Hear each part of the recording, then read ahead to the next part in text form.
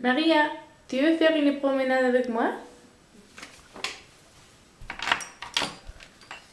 Maria? Oh, qu'est-ce que tu fais? Je vois les photos de mon voyage en Russie l'année dernière. Je voudrais être là en ce moment. C'est le musée de l'Ermitage. Il est situé au cœur de Saint-Pétersbourg, sur la place du Palais.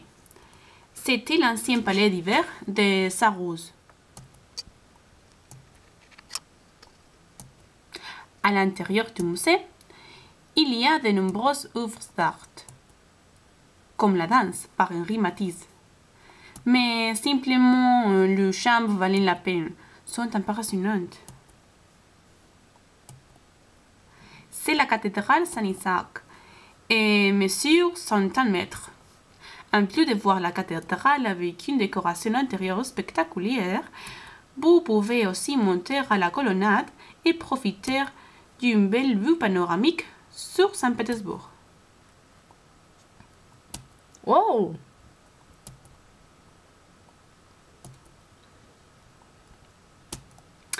Et cela, c'est la cathédrale Saint-Nicolas, un magnifique exemple du baroque russe.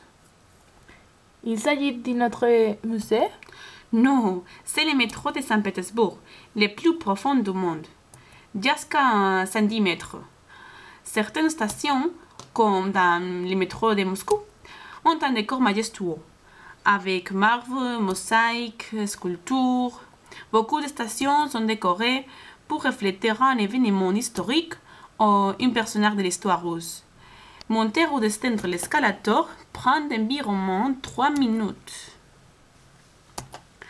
Et ici, nous avons la célèbre église d'Auchevert sur le Sang, et l'église plus touristique à Saint-Pétersbourg, construite sur le site de l'assassinat de Tsar Alexandre II de Russie.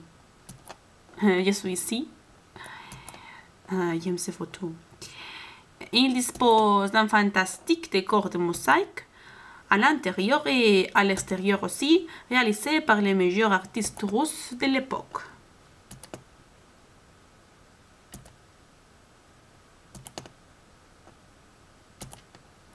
C'est de l'avenue Nevsky. Ces routes traversent la ville et les centres commerciaux et financiers. Il y a beaucoup de restaurants. Dans une, j'ai goûté le caviar rouge. En Russie, il est moins cher qu'en Espagne parce qu'il abonde, mais son exportation est interdite. Ça, à quel goût? Le caviar rouge sont œufs de saumon. Et il a un goût de saumon, mais très salé. Regarde le Sarah bâtiment. Il ressemblait à une boutique et était très cher, quoi de fois supérieur qu'en Espagne. Il s'agit de la Neva. C'est une rivière et un arrêt plein se trouve la forteresse de Pierre et Paul. Il y a de nombreux ponts sur la rivière. Ils se lèvent pendant la nuit en été et uniquement en été parce qu'en hiver les rivières et les canaux sont gelés et les bateaux ne pouvaient pas naviguer. Est-il vrai que les fleurs restent complètement gelées? Bien sûr que c'est vrai. Si nous traversons la rivière, nous sommes arrivés à la forteresse de Saint-Pierre et Paul, où il a commencé à construire la ville.